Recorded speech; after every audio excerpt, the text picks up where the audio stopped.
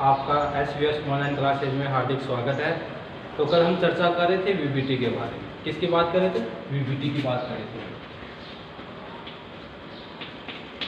तो VBT के बारे में मैंने आपको बताया था कि जो सेंट्रल मेटल आयन है उसका वैकेंट ऑर्बिटल और लिगेंड के जो लोन पेयर होते हैं उसके बीच में क्या था? ओवरलैपिंग। और ओवरलैपिंग होने से क्या बनता है? आपका कोऑर्डिनेट बॉन्ड बनता है, जो क्या होता है?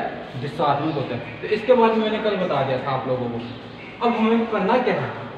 एग्जाम्पल कर रहे थे हम लोग। तो एक एग्जाम्पल और बता देता हूँ भाई आपको।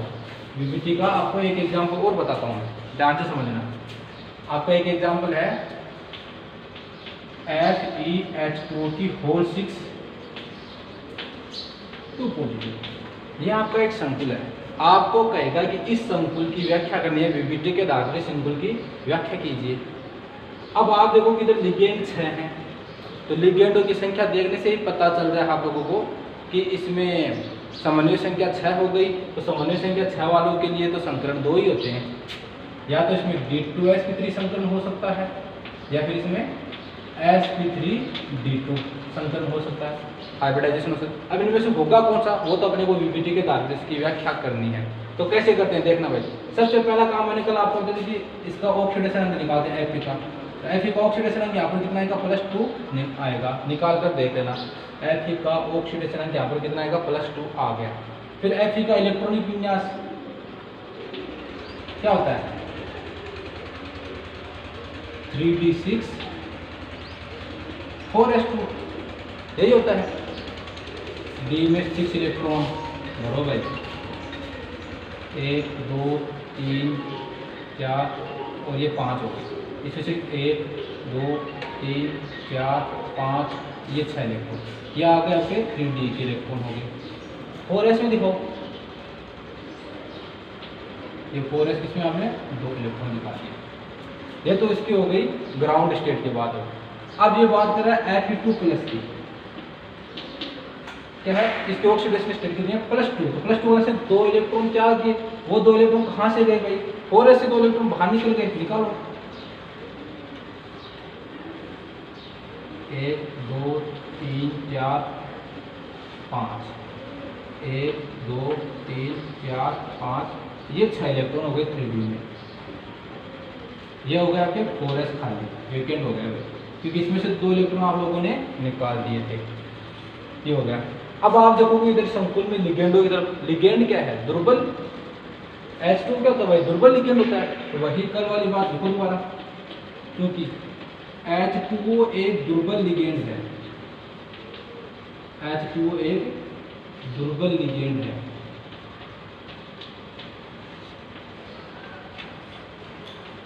अच्छा है, यह है इलेक्ट्रॉनों का युग्मन नहीं करवा पाए, इलेक्ट्रॉनों का युग्मन नहीं करवा पाएगा, नहीं करवा पाएगा, नहीं करवाता है, नहीं करवाता है। ये लाइन लिख दी। अब ये संपूर्ण उतारो पूरा का पूरा ऐसा H2O6 2 पॉजिटिव उतार दो ऐसा कैसे?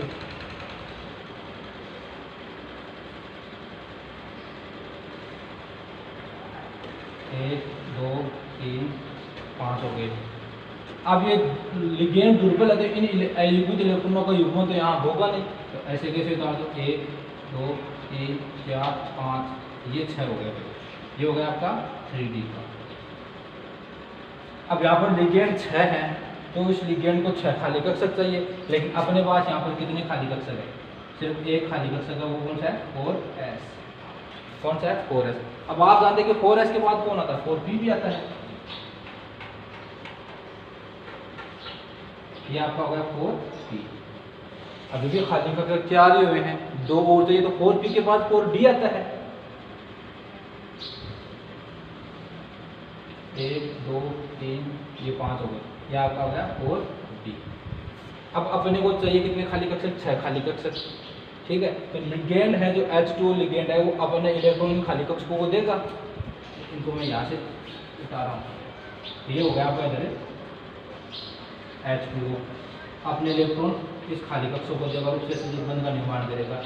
इधर ये अपने इलेक्ट्रॉन दे देगा, इधर ये H2 दे देगा, इधर ये H2 अपने इलेक्ट्रॉन दे देगा।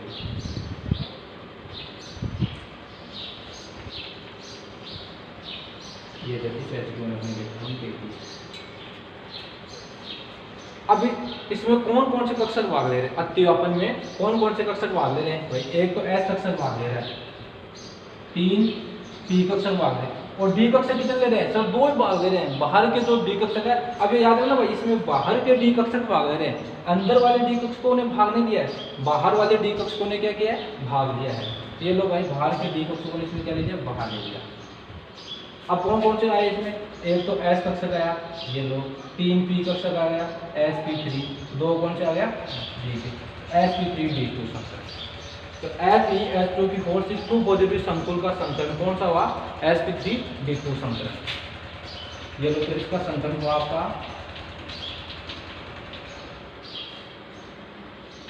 sp3d2 हाइब्रिडाइजेशन हो गया इसमें। अब इसकी ज्योमेट्री कैसी होती है? ज्यामिति कैसी होती है? अष्टफलकीय। कैसी होती है? अष्टफलकीय। बना दो अष्टफलकीय। Fe H2 H2 H2 H2,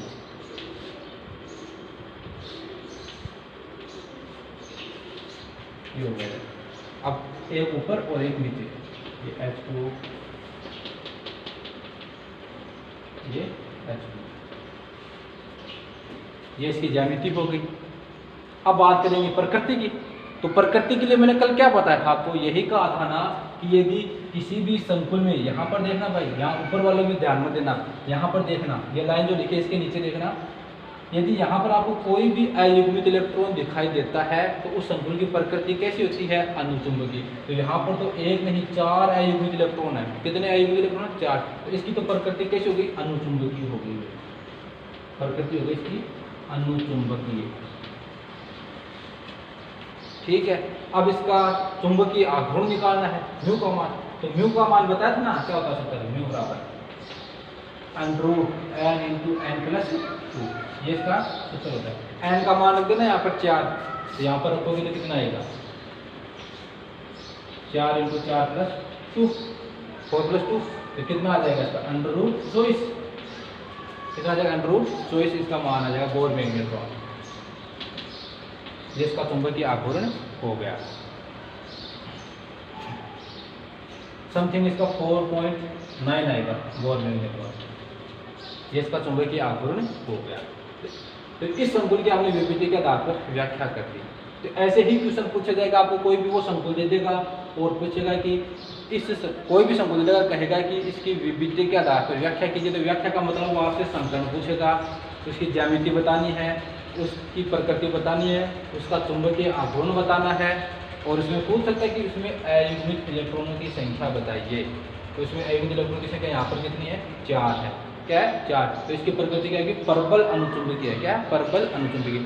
अब आपसे ये भी बताना पड़ेगा कि ये आंतरिक कक्षक संकुल है कि बाह्य कक्षक संकुल है। तो भाई ये बाह्य कक्षक संकुल है। कौन सा है? बाह्य कक्षक संकुल। क्यों? क्योंकि इसमें बाहर वाले डी कक्षकों ने भाग लिया है, ये इधर 4 डी कक्षकों ने भाग लिया है, अंदर के डी कक्षकों ने तो संकलन में कोई भाग ही नहीं दे रखा है। तो ये निम्न चक्रण क्या होगा? आंतरिक कक्षक संकुल नहीं होगा। तो ये क्या बना? बाह्य कक्षक संकुल होगा। और बाह्य कक्षक संकुल क्या होता है? उच्च चक्रण संकुल। क्यों? क्योंकि इसका चुंबकीय आघूर्ण का मान बहुत ज्यादा आ रहा है। तो ये क्या बन गया आपका? उच्च चक्रण संकुल और बाह्य कक्षक संकुल हो गया। तो ये तो हो गई आपकी वीबीटी। क्या हो गई? वीबीटी। अब 2-3 बातें और है वीबीटी, वो और सुन लो भाई।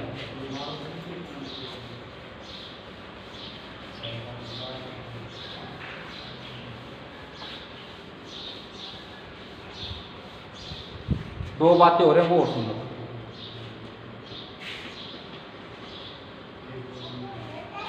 विभेदी के अंदर की बात हो रही है, यदि किसी भी संकुल के डी कक्षकों में 3 या 3 से कम अयुग्मित इलेक्ट्रॉन है, 3 या 3 से कम अयुग्मित इलेक्ट्रॉन या इलेक्ट्रॉन है। जैसे कि मैं एक एग्जांपल ले रहा हूँ, CrNH3 6 3 पॉजिटिव, ये एक संकुल है। तो इस संकुल की एक बार चर्चा करेंगे। तो इसको आप पहले बात सुन लो क्या है। यदि किसी भी संकुल के डी कक्षक में 3 या 3 से कम इलेक्ट्रॉन है, तो यहाँ पर NH3 परबल लिगेंड है, तो परबल लिगेंड अयुग्मित इलेक्ट्रॉन को क्या करवा देता है, युग्मन। तो लेकिन यहाँ पर ये NH3 लिगेंड है वो युग्मन नहीं करवा पाएगा। क्यों नहीं करवा पाएगा, अब इसकी चर्चा कर लेते हैं। निकालो इसका।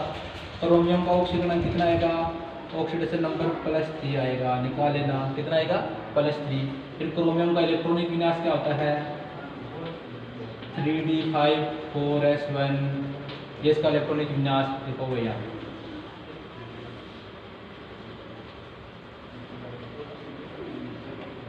एक 2 3 4 5,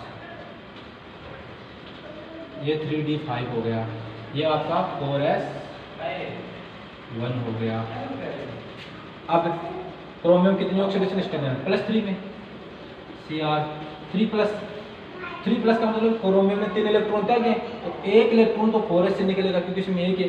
2 इलेक्ट्रॉन कौन से निकलेंगे, ये 2 जो लास्ट में ये ब्रेक गए थे, ये 2 इलेक्ट्रॉन निकलेंगे। तो कितना बचा आपका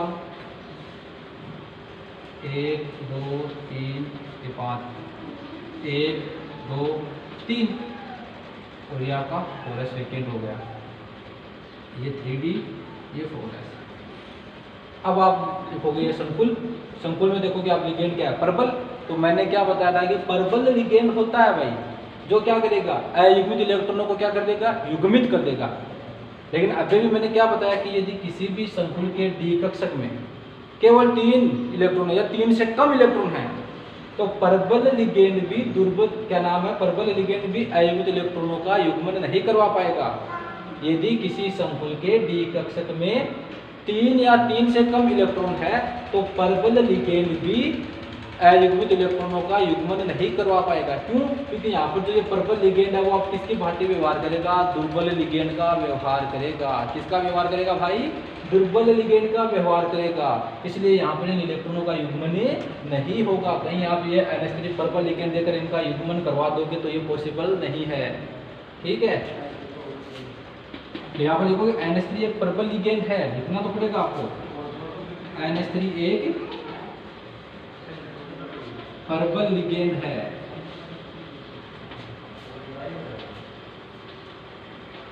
किंतु फिर भी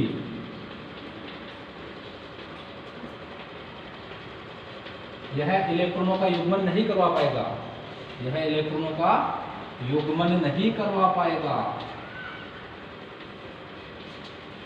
इलेक्ट्रॉनों का युग्मन नहीं करवा पाएगा। क्यों, क्योंकि जो ये NH3 लिगेंड है वो प्रबल तो है, लेकिन इस कंडीशन में किसका व्यवहार करेगा, दुर्बल लिगेंड की भांति व्यवहार करेगा। किसका व्यवहार करेगा, दुर्बल लिगेंड की भांति व्यवहार करेगा।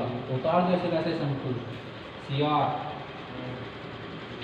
NH3 3 पॉजिटिव, 1 2 3 4, ये 5, 1 2 3, ये आपका 4s कक्षक, ये 3d, ये 4s। अब लिगेंड 6 है, तो 6 लिगेंड हो तो 6 खाली कक्षक चाहिए। अपने पास यहाँ पर कितने थे 3, तो 3 और ले लो। 4s के बाद कौन आता है 4p, ये 4p हो गया। तो अब ये 6 लिगेंड है, अपने इलेक्ट्रॉन इनको दे देंगे। हाँ तो भाई मैंने क्या कहा यहाँ पर लिगेंड कितने 6 लिगेंड है, तो 6 लिगेंड को कितने खाली कक्षक चाहिए, 6 खाली कक्षक चाहिए। ठीक है, 2 खाली कक्षक ये बी के हो गए, ये लो भाई, एक ये एस का और 3 पी के। तो कौन सा संकरण हुआ इसका, D2sp3 हाइब्रिडाइजेशन हो गया। कौन सा हाइब्रिडाइजेशन हो गया, D2sp3 हाइब्रिडाइजेशन। और D2sp3 तो संकरण हो गया, आपका हाइब्रिडाइजेशन हो गया D2sp3 हाइब्रिडाइजेशन।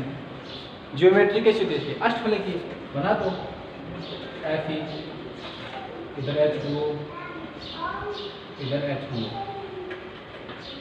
इधर H2O, इधर H2O।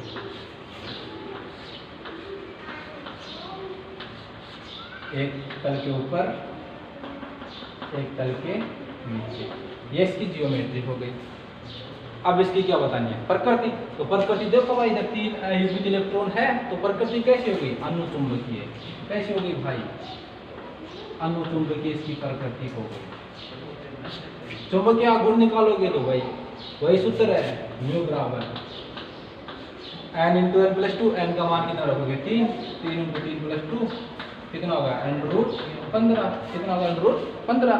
ये इसका चुंबकीय गुण आ जाएगा 3.9, 3.9। ये इसका आ गया चुंबकीय आघूर्ण, बहुत निर्णय। तो इस हिसाब से आपको इन संकुलों की क्या करनी है, व्याख्या। पर ध्यान रहे भाई ये कंडीशन याद रखना, यदि किसी भी संकुल के डी कक्षक में 3 या 3 से कम इलेक्ट्रॉन है तो परबल लिगेंड भी दुर्बल लिगेंड की भांति व्यवहार करेगा। इसको याद रखना, एग्जाम में आ सकता है, ये इंपॉर्टेंट बात है ये आपके लिए। ये संकुल दे देगा, आप लोग यहाँ पर परबल लिगेंड देखो कि इलेक्ट्रॉनों का युग्मन मत करवा देना, क्योंकि संकुल में केवल 3 ही इलेक्ट्रॉन है यहाँ पर, तो 3 इलेक्ट्रॉन है तो वो क्या है, इसकी युग्मन नहीं करवा पाएगा। इस चीज को ध्यान रखना भाई आप लोग। अब एक अगली बात और बता देता हूँ आपको, आपके सिलेबस में नहीं लेकिन आगे की बातें हैं, पढ़ दो फिर भी काम आएंगी आगे जाकर आपके काम आएगी। एक अगला पॉइंट आप लोगों ने पढ़ा कि C2O4 2- एक दुर्बल लिगेंड है। ऑक्सीलेटो एक दुर्बल लिगेंड के भांति व्यवहार करता है, लेकिन ये ऑक्सीलेटो यदि किसके साथ आ जाए, किसके साथ आ जाए, कोबाल्ट के कॉम्प्लेक्स में आ जाए। किसके कॉम्प्लेक्स में आ जाए, कोबाल्ट के कॉम्प्लेक्स, जिसमें ले रहा हूँ कोबाल्ट C2O4 की होल थ्राइस 3 नेगेटिव। आप इसको ऐसे भी लिख सकते हो, COOX की होल थ्राइस 3 नेगेटिव, ऐसे भी आप इसको लिख सकते हो। ठीक है, ये आपका कॉम्प्लेक्स हो गया। तो ये क्या है, C2O4 क्या होता है, दुर्बल लिगेंड होता है, लेकिन यदि यही कोबाल्ट के कॉम्प्लेक्स में आ जाए तो ये C2O4 है वो किसका व्यवहार करेगा भाई, परबल लिगेंड का भांति व्यवहार करेगा। किसके भांति व्यवहार करेगा, परबल लिगेंड की भांति व्यवहार करेगा। इस बात को याद रखना, यदि ऑक्सीलेटो लिगेंड है वो कोबाल्ट के संकुल में आ रहा है तो ऑक्सीलेटो लिगेंड है वो परबल लिगेंड का व्यवहार करेगा, और परबल लिगेंड अयुग्मित इलेक्ट्रॉनों का क्या करवा देते हैं, युग्मन करवा देते हैं। अभी करते हैं भाई, इसका ऑक्सीडेशन अंक निकालोगे इस संकुल में कोबाल्ट का, तो ऑक्सीडेशन अंक कितना आएगा, इसका एक्स की वैल्यू कितनी आएगी, इसमें +3 आएगी, निकाल लेना। इसमें कितनी आएगी, +3 इसकी वैल्यू आएगी। फिर कोबाल्ट का ऑक्सीडेशन वो कितना होता है, इलेक्ट्रॉनिक विन्यास 3d7 4s2 होता है। ये 3d7 1 2 3 ये 5 हो गए, 1 2 3 4 5 6 7 ये हो गए, और इधर ये 4s2 हो गया। ठीक है, याद है ना, अपने 7वां इलेक्ट्रॉन यहाँ पर है, ये है 7वां इलेक्ट्रॉन। अब कोबाल्ट का ऑक्सीडेशन अंक लिखो, CO3 प्लस कितना आएगा, CO3 प्लस मतलब 3 इलेक्ट्रॉन तक है, तो भाई 2 इलेक्ट्रॉन तो 4s से निकल गया, अब तीसरा इलेक्ट्रॉन को से निकले। अब आप लोग ये इलेक्ट्रॉन मत निकाल देना भाई, क्योंकि ये तो 5वां इलेक्ट्रॉन है। सबसे पहले इलेक्ट्रॉन वो निकलेगा तो सबसे लास्ट में रह जाता था, सबसे लास्ट में इलेक्ट्रॉन 7वां ये है, 7वां इलेक्ट्रॉन निकालना आपको। कहीं ये निकाल दोगे तो गलत हो जाएगा आप लोगों का, तो 7वां इलेक्ट्रॉन कौन है, ये है, तो इसको निकालना आपको। 1 2 3 ये 5 हो गए, तो 1 2 3 4 5 6, और 7वां इलेक्ट्रॉन मैंने यहाँ से निकाल दिया है, और ये 4s तक से क्या हो गया आपका, वेकेंट हो गया। ये 4s ये 3d। अब आप लिखोगे C2O4 क्या है, परबल लिगेंड हो जाएगा, वही बात लिखनी है, C2O4 2- परबल लिगेंड है। अब ये परबल लिगेंड क्यों है, क्योंकि किसके संकुल में आ रहा है, कॉम्प्लेक्स वाला, कोबाल्ट के कॉम्प्लेक्स की बात है। ये एक एक्सेप्शन है, याद रखना भाई, अपवाद है इसको।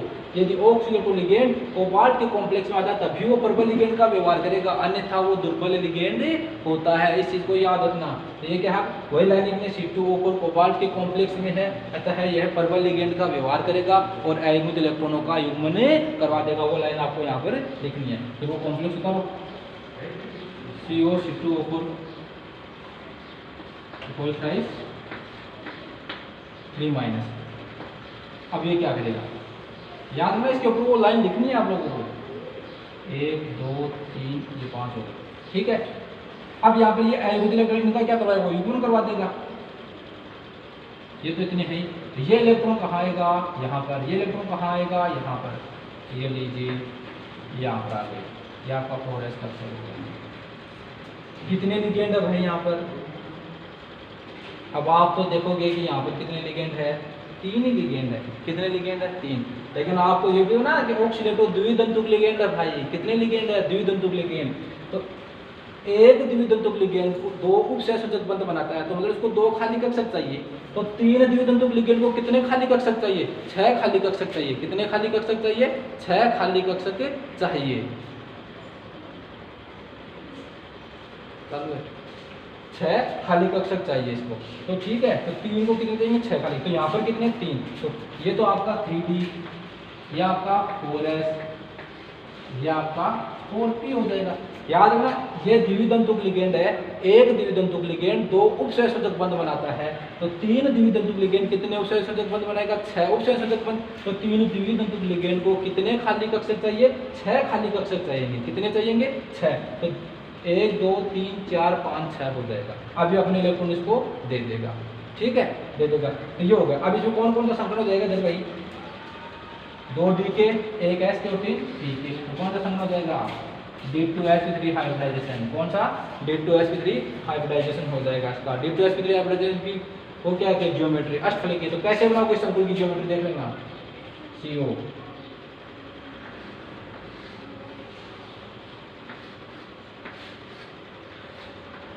इसकी ज्योमेट्री देख लेना भाई, कैसे बनाओगे। यहाँ पर एक कोअक्ष जोड़ दोगे, मतलब C2/1 तो यहाँ पर जोड़ा आप लोगों ने, एक कोअक्ष यहाँ पर जोड़ा, एक कोअक्ष यहाँ पर जोड़ा। ये इसकी होगी अष्टफलकीय ज्योमेट्री। याद रखना, कहीं आप उनकी तरह से बनाते जाओगे, वो इस प्रकार वैसे नहीं है, ऐसी बनेगी इसकी ज्योमेट्री। प्रकृति प्रतिचुंबकीय होगी। आपको पता है इसमें कोई भी आयोजित इलेक्ट्रॉन नहीं है, और चुंबकीय आघूर्ण कितना होगा इसका? 0 होगा। तो ये आपकी विभिटी है, जिसमें कुछ एक एग्जाम्पल है। तो ये 2 अपवाद तो याद रखना भाई। ये तो पहले बताता है, यदि किसी भी संकुल के D कक्षक में 3 या 3 से कम इलेक्ट्रॉन है तो प्रबल लिगेंड भी दुर्बल लिगेंड की भांति व्यवहार करेगा। एक यदि ऑक्सीडेटिव लिगेंड कोबाल्ट के कॉम्प्लेक्स में आ रहा है तो ये ऑक्सीडेटिव लिगेंड प्रबल लिगेंड का व्यवहार करेगा। इन 2 चीज़ों को आप याद रखना। तो ये तो क्या हो गई? विभिटी। तो विभिटी से आपने क्या बता दिया? संकरण बता दिया, उसकी ज्यामिति बता दी, प्रकृति बता दी, और चुंबकीय आघूर्ण बता दिया आप लोगों ने। अब विभिटी की कमियां देखते हैं भाई। हर नियम की कोई ना कोई कमी होती है, तो वही कमियां इसकी भी थी। विभिटी की कमियां देखो भाई, विभिटी की कमियां।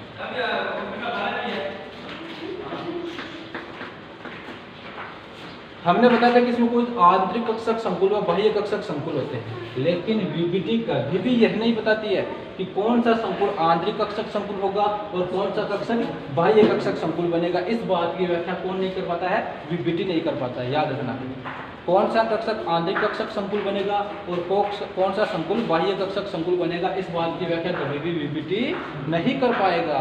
इस बात को याद रखना। नंबर 2, यह जो भी संकुल यौगिक होता है उसके रंग की व्याख्या नहीं करता है। इसकी व्याख्या नहीं करता है, रंग की व्याख्या नहीं करता है। विभिटी कभी ये नहीं कहती कि कौन सा संकुल रंगीन होगा और कौन सा रंगहीन होगा। इस बात की व्याख्या कभी भी विभिटी के द्वारा नहीं की जाती है। नंबर 3, विभिटी के अंदर है वो सेंट्रल मेटल आयन, केंद्रीय धातु परमाणु को अधिक महत्व दिया गया था, लिगेंड को कोई महत्व नहीं दिया गया था। इसकी ये 3 कमियां याद रखना भैया आप लोग। पहली कमी क्या थी? पहली कमी इसकी ये थी कि कौन सा कक्षक संकुल आंतरिक कक्षक संकुल बनेगा, कौन सा बाह्य कक्षक संकुल बनेगा, इसकी व्याख्या कौन नहीं कर पाया? विभिटी नहीं कर पाया। संकुल के रंगों की व्याख्या नहीं कर पाया, और इसमें केंद्रीय धातु परमाणु को अधिक महत्व दिया गया था, न कि लिगेंड को। तो ये कमियां क्या थी? विभिटी की कमियां थी। किसकी कमियां थी? विभिटी की। तो हमने ये एक थ्योरी पढ़ी, एक बॉन्डिंग पढ़ी कॉम्प्लेक्स में। अब दूसरी पढ़ेंगे CFT। अब कौन सी पढ़ेंगे? CFT पढ़ेंगे। CFT crystal field theory.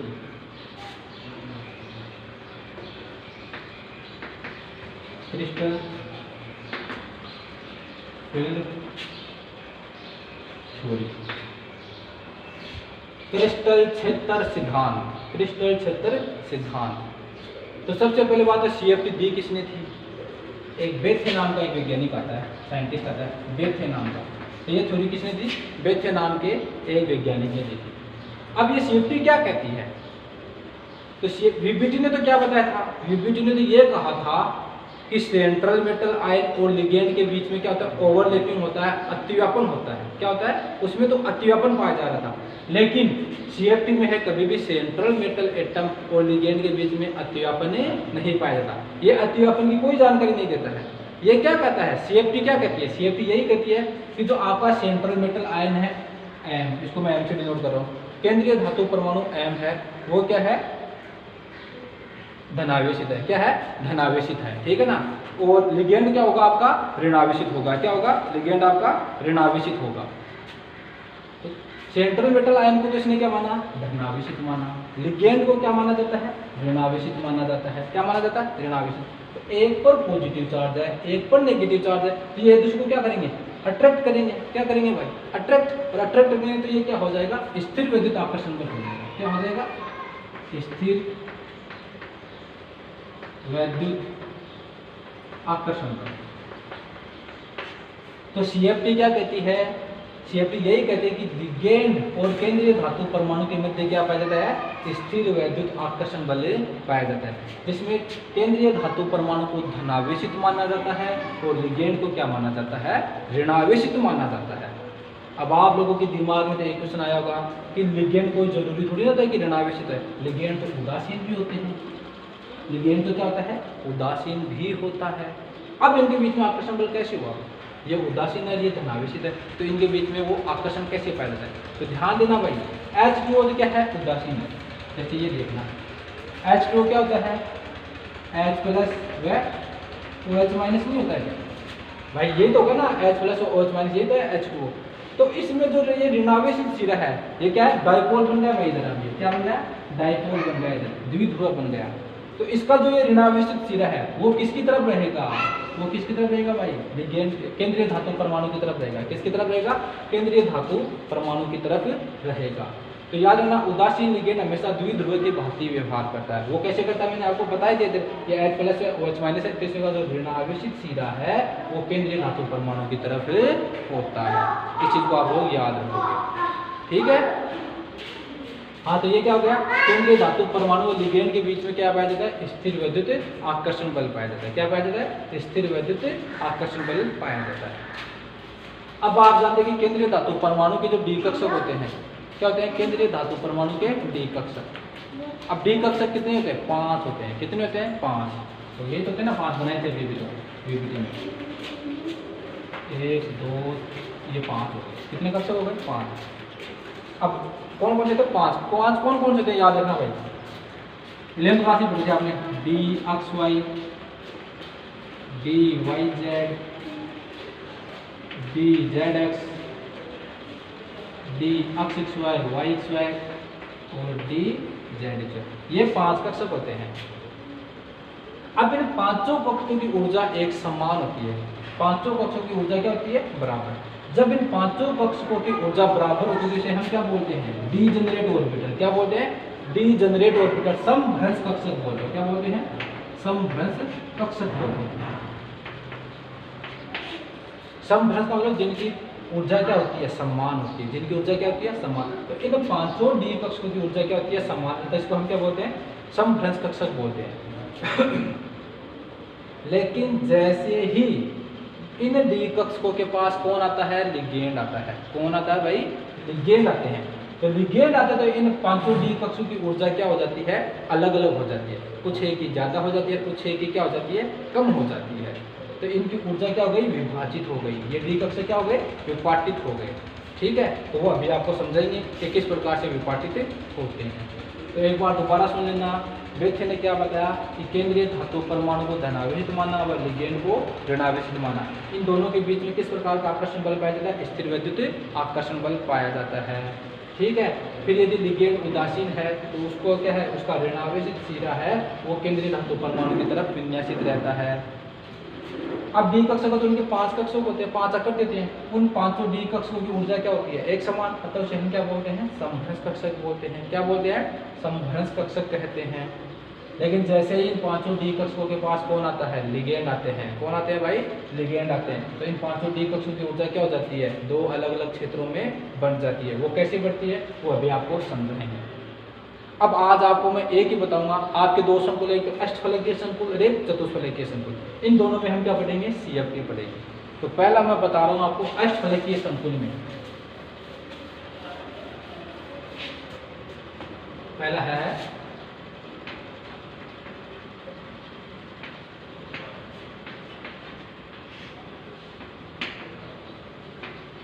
अष्टफलक के संकुल में CF3, इसमें पढ़ेंगे। अब अष्टफलक के संकुल तो नाम से पता चल रहा है कितने लिगेंड होंगे, 6 लिगेंड है। कितने आएंगे? 6 लिगेंड आएंगे। VBD में आप लोगों ने पढ़ा कि जिसकी समन्वय संख्या 6 होती है उसका क्या है, समीकरण क्या होता है, D2 sp3 sp3 D2, जिसकी ज्योमेट्री कैसी होती है, अष्टफलक की होती है। कैसी होती है? अष्टफलक। अब अष्टफलक के संकुल में तो कितने लिगेंड आएंगे? 6 लिगेंड आएंगे। कितने लिगेंड आएंगे? 6 लिगेंड। अब इससे पहले मैं डी कक्षकों की आकृति की बात कर लेता हूँ। ये समझना बहुत जरूरी है, 11th क्लास में बताया हुआ आपको, एक बार दोबारा देख लो कि डी कक्षक की आकृति कौन सी होती है। जैसे मैं इधर पहले एक क्यूब बना रहा हूँ, इस क्यूब से समझना।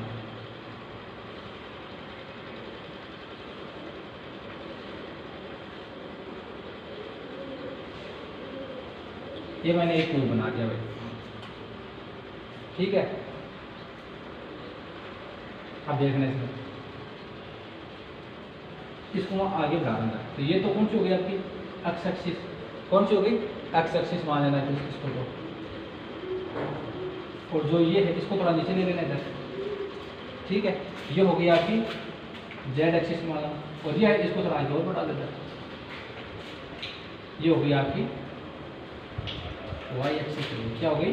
वाई एक्सिस हो गई। ये आपकी एक्स एक्सिस, ये आपकी वाई एक्सिस और ये आपकी जेड एक्सिस हो गई, ठीक है। ये 3 हो गए। अब डी कक्षक कितने होते हैं? 5, ठीक है। 500 बनाते हैं। कौन कौन से थे? D X Y, D Y Z और डी जेड एक्स। पहले इन 3 की बात कर लेते हैं, तो इन तीनों की बात करते हैं। तो कौन से? X Y. तो कौन से 2 एक्सिस उठा लो, एक्स और वाई। तो एक्स एक्सिस तो ये हो गई और वाई एक्सिस ये हो गई। हाउ है ये आपकी एक्स एक्सिस और ये आपकी वाई एक्सिस हो गई। तो इन डी कक्षक की है, इनकी जो पालियां होती, जो लोब होती, वो कहाँ पाई जाती है? इनके अक्षों के मध्य में पाई जाती है। कहाँ पाई जाती है? अक्षों के मध्य में। भाई ये तो एक्स एक्सिस हो गई, ये वाई एक्सिस हो गई, ये तो एक्सिस हो गई आपकी, अक्ष हो गई ये तो। लेकिन ये जो बीच वाला स्थान है वो क्या होगा? इसके मध्य का हो गया। कौन सा का? मध्य का। तो ये लो भाई, इनके मध्य में इनकी पालियां पाई जाती है। तो ये तो कौन सा का आपका? D X Y. अब डी वाई जेड, तो भाई वाई और जेड एक्सिस उठा लो, ये आपकी जेड एक्सिस हो गई और ये आपकी वाई एक्सिस हो गई। तो इसकी भी पालियां इसके बीच में ही पाई जाएंगी। ये लो, देखने में बिल्कुल एक समान सी लगती है ये डी जेड एक्स। तो इसमें जेड और एक्स एक्सिस उठा लो, ये आपकी एक्स एक्सिस और ये जेड एक्सिस, इसके बीच का हो गया ये हो गया, ठीक है। ये हो गया। इन तीनों को ध्यान से देखना भाई, इन तीनों कक्षकों में जो डी कक्षकों की जो लोब्स है, जो पालियां है, वो इनके अक्षों के बीच में है भाई। अक्षों के कहाँ है?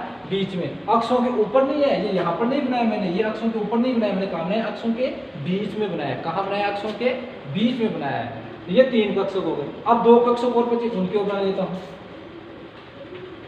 D X square Y square और डी जेड स्क्वायर, इनकी भी बनाना है। ये जो स्क्वायर लगा हुआ है, स्क्वायर वालों को देखना भाई, एक्स और वाई 2 एक्सिस उठा लो, ये आपकी एक्स एक्सिस, ये आपकी वाई एक्सिस। तो जो स्क्वायर वाले हैं, इन डी कक्षकों की जो पालियां होती है वो अक्षों के ऊपर से आती है भाई। कहाँ से आती है? अक्षों के ऊपर से। ये लो 11th क्लास में बताया हुआ है कि जो स्क्वायर वाले हैं, इनकी पालियां वो अक्षों के ऊपर से आएंगी। कहाँ से आएगी? अक्षों के ऊपर से।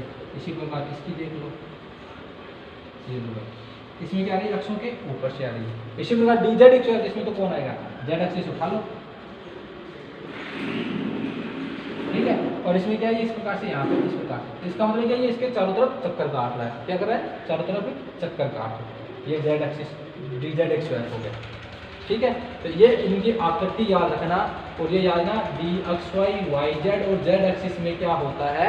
इसमें क्या होता है? जिसमें इन डी कक्षकों की जो पालियां होती है वो अक्षों के मध्य में पाई जाती है। कहाँ पाई जाती है? अक्षों के मध्य में। और जो स्क्वायर वाले हैं, D X square Y square और डी जेड स्क्वायर, इनकी पालियां अक्षों के ऊपर होती है। कहाँ होती है? ऊपर। ये याद रखना जरूरी है, मैं आपको क्यों बता रहा हूँ, क्योंकि यहाँ पर सेफ्टी में काम आएगी आगे में, ठीक है। अब जो ये 3 कक्षक है, D X Y, D Y Z और डी जेड एक्स, इन तीनों को मिलाकर क्या बोलेंगे हम? इनको बोलेंगे T2G कक्षक। क्या बोलेंगे? T2G कक्षक, ऑर्बिटल बोलेंगे, ठीक है। और ये 2 है, इन दोनों को मिलाकर क्या बोलोगे आप? Eg। अब यही याद रखना आपको, Eg कक्षक। तो जो D कक्षक है उनको हमने 2 भाग में बांट दिया, एक तो T2G कक्षक में और एक Eg कक्षक में। T2G में कितने कक्षक हो गए? 3। T का मतलब ट्रिपलेट याद रखना भाई, T का मतलब ट्रिपलेट, और Eg में डबलेट, डबलेट का मतलब 2। तो T2G कक्षक में कितने हो गए? 3 हो गए, dxy dyz और dzx। और Eg में कितने हो गए? 2 कक्षक, dxx y और dzx, ये 2 हो गए भाई। इनको याद रखना। एक बार फिर से बता रहा हूँ, ये जो T2G कक्षक होते हैं इनकी जो पालियाँ होती हैं वो अक्षों के बीच में होती हैं, अक्षों के ऊपर नहीं होती है। और जो आपके Eg कक्षक होते हैं उनकी पालियाँ अक्षों के ऊपर से होती हैं। ठीक है, अब हम बात करते हैं अपने टॉपिक की, अष्टफलकीय के संकुल में से इसकी बात करते हैं। तो इसमें कितने लिगेंड आएंगे? 6 लिगेंड आएंगे। अब वो अष्टफलकीय के संकुल में 6 लिगेंड कहाँ हो सकते हैं? वो यहाँ भी हो सकता है, यहाँ से भी आ सकता है, ऊपर से भी आ सकता है, तो वो नीचे से भी, यहाँ से कहीं से भी आ सकता है। मतलब अष्टफलकीय संकुल में जो लिगेंड आएगा वो कहाँ से आएगा? अक्षों के ऊपर से आएगा। कहाँ से आएगा भाई? अक्षों के ऊपर से, अक्षों के बीच से नहीं आएगा। ना तो वो यहाँ से आएगा, ना वो यहाँ से, ना वो यहाँ से कहीं से नहीं आएगा। कहाँ से आएगा? अक्षों के ऊपर से आएगा भाई। कहाँ से आएगा? अक्षों के ऊपर से। फिर बता रहा हूँ, अष्टफलकीय संकुल में जो लिगेंड आता है वो लिगेंड कहाँ से आएगा? अक्षों के ऊपर से आएगा। या तो वो इस एक्सिस से आ सकता है, या फिर वो जेड एक्सिस से आ सकता है, या फिर वो वाई एक्सिस से आता है। अक्षों के ऊपर से आएगा, अक्षों के बीच से नहीं आएगा कभी भी। तो अक्षों के ऊपर से आएगा। तो अब आप जानते हैं कि अक्षों के ऊपर कौन से कक्षक पाए जाते हैं? Eg वाले कक्षक, इन्हीं की लोब पाई जाती है भाई। अभी भी आता है कि इनकी लोब तो वो अक्षों में क्या होती है? ऊपर होती है। ठीक है, अब यही समझने की बात है यहाँ पर। अब ध्यान से समझना भाई, इसको मिटा रहा हूँ मैं।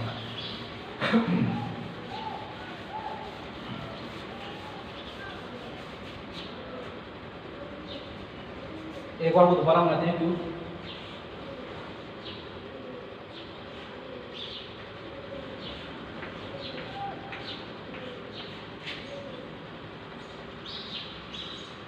ये था आपका इसी प्रकार। यहाँ पर तो आपका केंद्रीय धातु परमाणु है, यहाँ पर तो क्या आपका सेंट्रल मेटल है। तो इसकी भी लोब है इधर, ये इधर इसकी लोब ले लो इस साइड में। ठीक है, ये इसकी लोब हो गई केंद्रीय धातु परमाणु।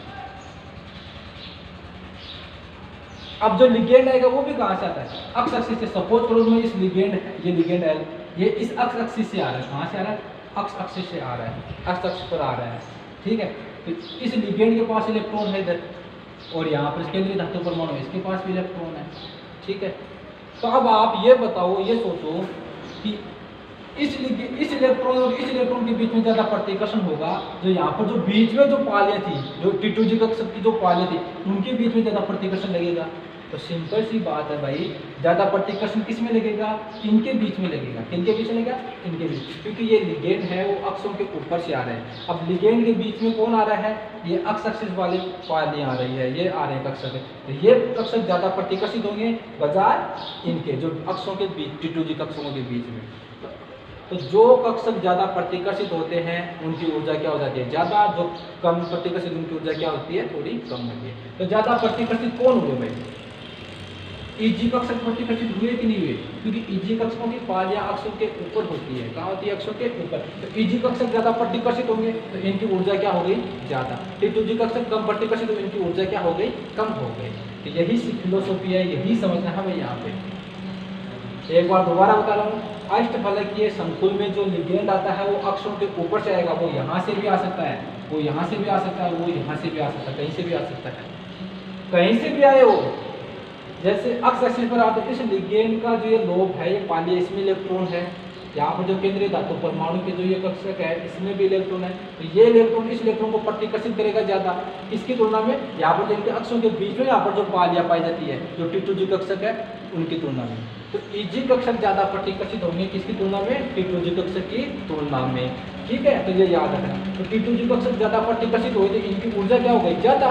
और Eg कक्षक की ऊर्जा क्या हो गई? कम। सॉरी, Eg कक्षक की ऊर्जा क्या हो गई? ज़्यादा। और T2G कक्षक की ऊर्जा क्या हो गई? कम। अब इसको बनाते हैं डायग्राम। जैसे मैं इधर ले रहा हूँ ये 5D कक्षक, ये 5D कक्षक, इन 5 D कक्षकों की ऊर्जा एक समान रहती है। हम क्या बोलते हैं? समभ्रस कक्षक बोलते हैं। क्या बोलते हैं? समभ्रस कक्षक कहते हैं।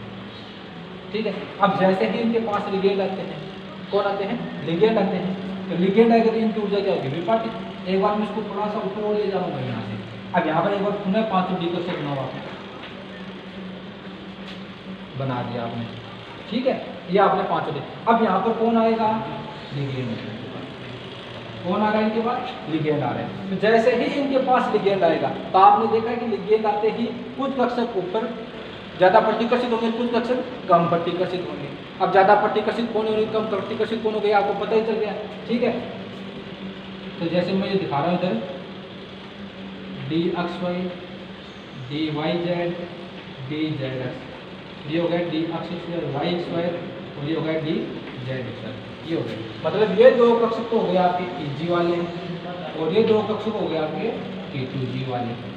तो आपको पता है कि ज्यादा प्रतिकर्षित कौन हुआ था, इजी का कक्षक प्रतिकर्षित हुए, तो जो कक्षक ज्यादा प्रतिकर्षित होगा उसकी ऊर्जा क्या होगी, ज्यादा। तो जब जिसकी ऊर्जा ज्यादा है वो कहाँ जाएगा, ऊपर जाएगा ज्यादा। ये लो भाई, इसको मैंने ऊपर भेज दिया,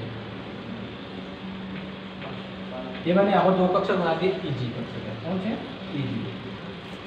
अब T2G है वो क्या हुए, कम प्रतिकर्षित, तो वो क्या है, तो इसकी ऊर्जा क्या होगी, कम होगी।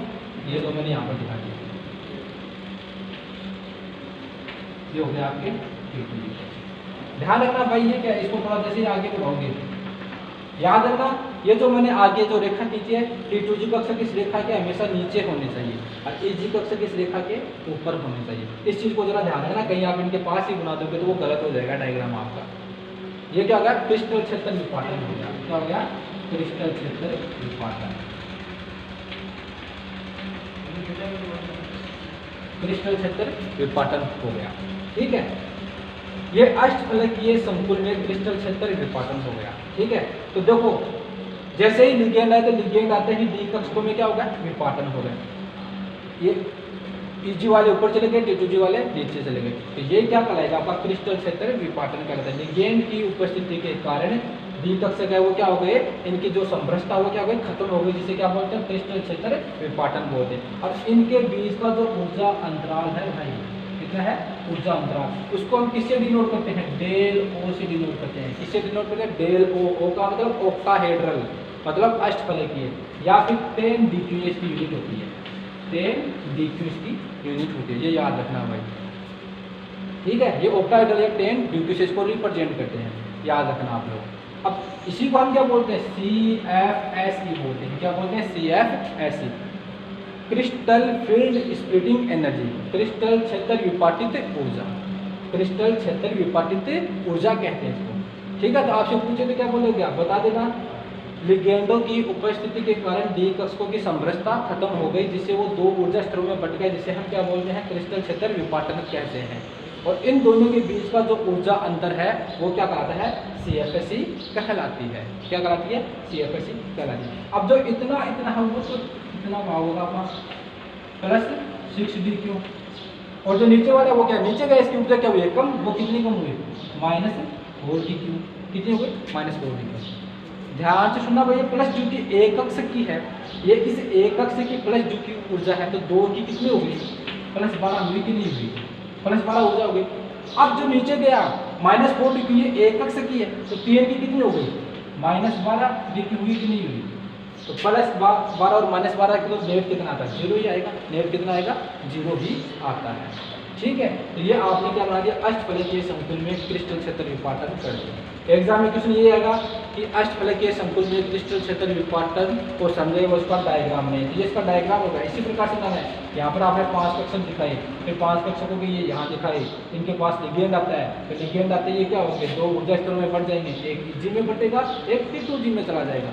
EG कक्षक ज्यादा प्रतिकर्षित हुए, क्योंकि ये लिगेंडों के रास्ते में पड़ रहे थे, लिगेंडों के रास्ते में आ रहे थे, तो ये ज्यादा प्रतिकर्षित हुए, इनकी ऊर्जा ज्यादा हो गई, और T2G कम प्रतिकर्षित हुई, है नीचे आ गए। पर याद रखना +6DQ में -4DQ, ये याद रखना आप, इनको ऊंचो मोटो जाना, और इनको डेल से रिप्रेजेंट किया जाता है। ये तो इस अष्टफलकीय संकुल में क्रिस्टल क्षेत्र विपाटन हो गया।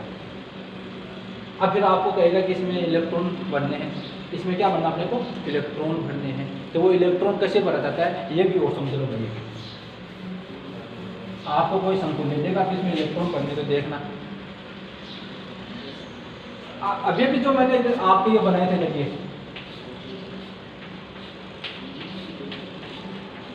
ये जो मैंने बनाए थे इधर, ठीक है। अब ये ऊर्जा अंतराल है वो कम भी हो सकता है और वो ज़्यादा भी हो सकता है। ये ऊर्जा अंतराल कम भी हो सकता है और ज़्यादा भी हो सकता है। वो किस पर निर्भर करता है? लिगेंड की प्रकृति पर निर्भर करता है। किस पर निर्भर करता है? लिगेंड की प्रकृति पर। यदि यहाँ पर लिगेंड संकुल में आपको लिगेंड प्रबल दे दे, तो प्रबल लिगेंड दे देगा तो इनके बीच का ऊर्जा अंतराल क्या हो जाएगा? ज़्यादा। यदि दुर्बल लिगेंड दे दे तो इनका ऊर्जा अंतराल क्या हो जाएगा? कम। वो अभी वही समझना आपने, वही समझा रहा हूँ आपको, देखना।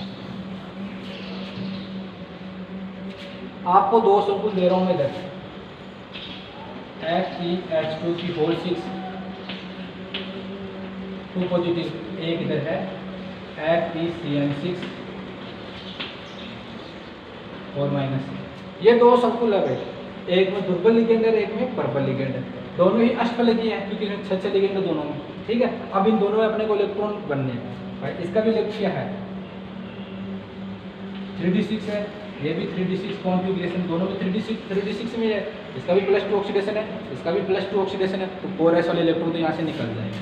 अब अपने को पढ़ने, मतलब ये तो हो गया आपका WFL वीक फील्ड लिगेंड। ये क्या होगा? Strong field ligand, SFL strong field ligand. अब मैं वहाँ पर ले रहा हूँ 5%, 1 2 3 5, ठीक है। अब इसमें वो 6 इलेक्ट्रॉन ले, 1 2 3 4 5 बोलिए 6 इलेक्ट्रॉन। अब पहले बात करते हैं SFL की बात करते हैं। इसमें हमने इलेक्ट्रॉन बनने तो कैसे SFL की बात करते हैं। तो ये स्ट्रॉन्ग फील्ड लिगेंड है, तो आप जानते हैं कि स्ट्रॉन्ग फील्ड लिगेंड है तो Eg और T2G के बीच का ऊर्जा अंतर क्या होगा? ज़्यादा होगा। क्या होगा? ज़्यादा। अभी मैंने आपको बताया था भाई, ये देखो Eg ऊपर ज़्यादा आ गया इधर और ऊपर दिखा दो, ये आपकी Eg होगा इधर, और इधर ये क्या होगा? आपका T2G होगा, ये आपका T2G। इधर क्या है? वीक फील्ड लिगेंड, तो इनके बीच का ऊर्जा अंतर क्या होगा? कम होगा। क्या होगा? इनके बीच का ऊर्जा अंतर क्या होगा? कम। ये लो भाई, आपने T2G यानी Eg यहाँ पर दिखा दिया,